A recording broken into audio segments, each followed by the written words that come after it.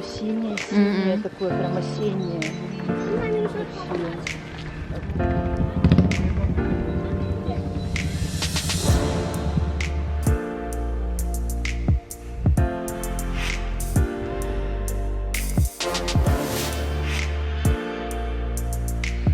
Доброе утро из Казы. Это наш второй день в административном центре долины Спити.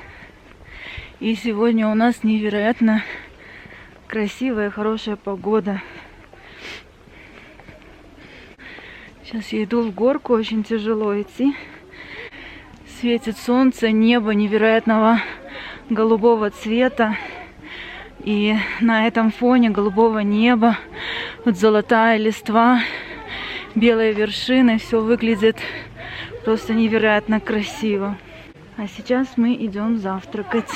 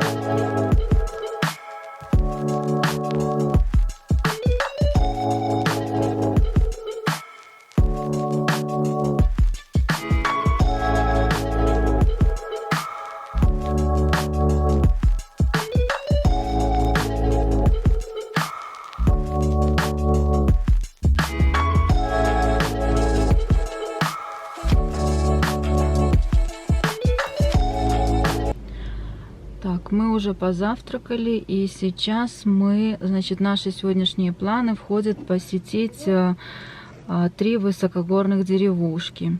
Если, например, Каза находится на высоте 4000 метров, то мы сегодня поднимемся на высоту 4500 метров. Погода сегодня просто замечательная, как я и сказала. Небо нереального голубого цвета и контрастирует отлично вот с этим пейзажем, с цветом гор и с золотой листвой деревьев. Тишина, небо и горы – это то, чем приветствует долина Спити своих гостей. Долина имеет вытянутую форму, обе стороны которой окаймлены хребтами средней высоты 5000 метров. Через всю долину протекает река Спити. Растительность и деревья здесь практически отсутствуют. В основном здесь выращивают ячмень и горох, который считается самым вкусным в Индии. В долине находится около 2 десятков деревень и несколько тибетских монастырей. Основное население долины Спити составляют тибетцы. В отличие от тибетцев, которые остались на территориях, оккупированных китайцами, этот народ полностью сохранил свою культуру и традиции. Мы приехали в первую деревушку Лангца.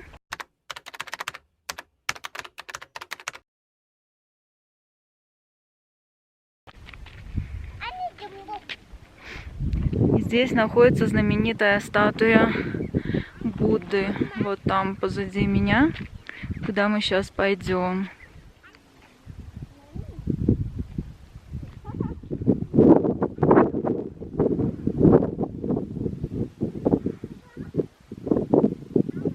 Сама деревушка находится вот здесь внизу склона. И всего несколько домиков.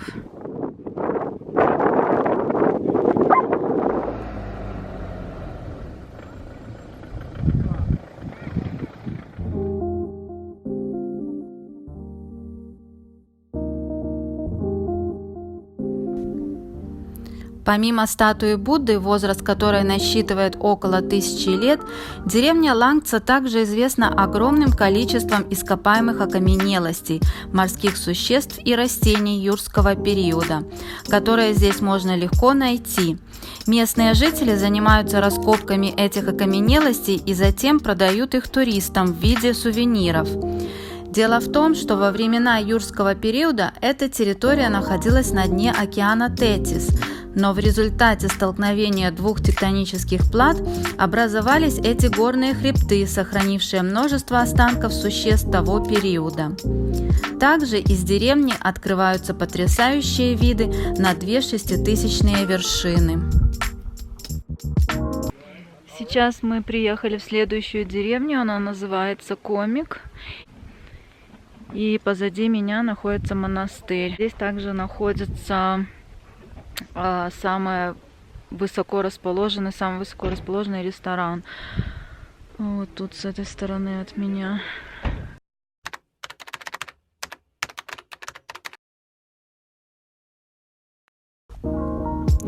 Известный монастырь Тангджут был построен в XIV веке.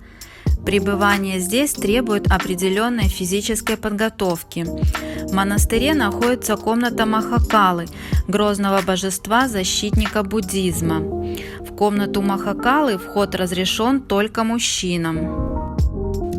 В расположенном недалеко втором корпусе монастыря находится музей.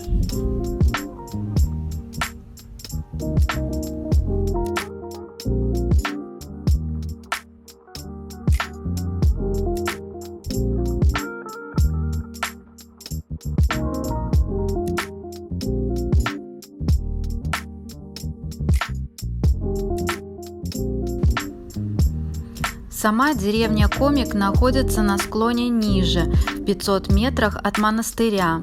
С площадки около монастыря также открываются фантастические виды на окрестности. Но насладившись видами, можно перекусить в самом высокорасположенном ресторане мира.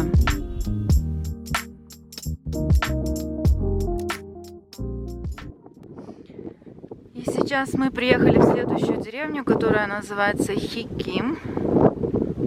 Вот.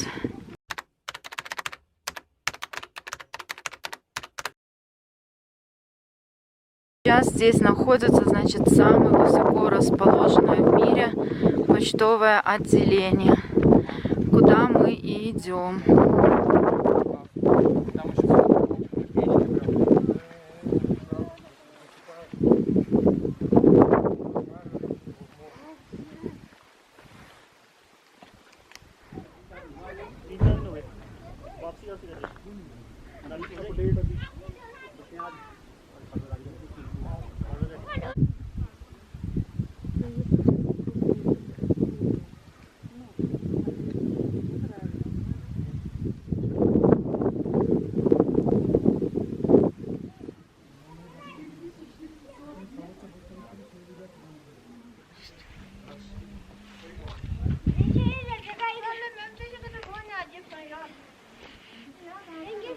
В деревне Хиким сохранилось очень много именно старого образца тибетских домиков.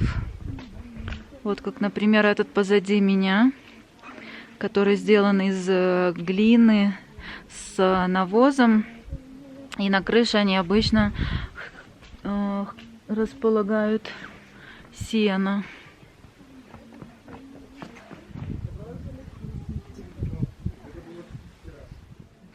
И вот так вот выглядит почтовое отделение, самое высоко расположенное в мире. И вот там вот почтальон. Надо приобрести сначала вот здесь, в этом домике приобретаются открытки с видами Спити знаменитыми. И потом уже почтальон отправляет эти открытки в нужных направлениях. Также можно отсюда отправить открытки, то есть международные тоже почтой. Не только по Индии. В прошлый раз, когда мы здесь были, в Спити, мы отправили открытки в Дели, и все прекрасно дошло. Правда, по-моему, заняло 2 недели, но, учитывая этот район, все в порядке. Открытки потом, когда проштампует почтальон, бросаются вот в этот почтовый ящик красный.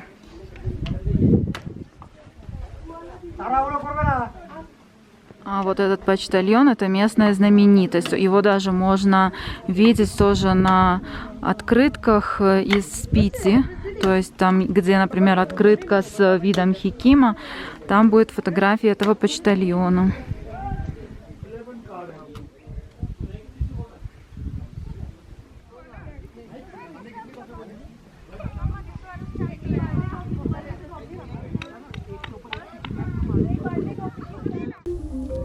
Горный козел Ибекс сегодня встречается довольно редко, а по тибетским поверьям встреча с Ибексом – это предвестник удачи в жизни для путника.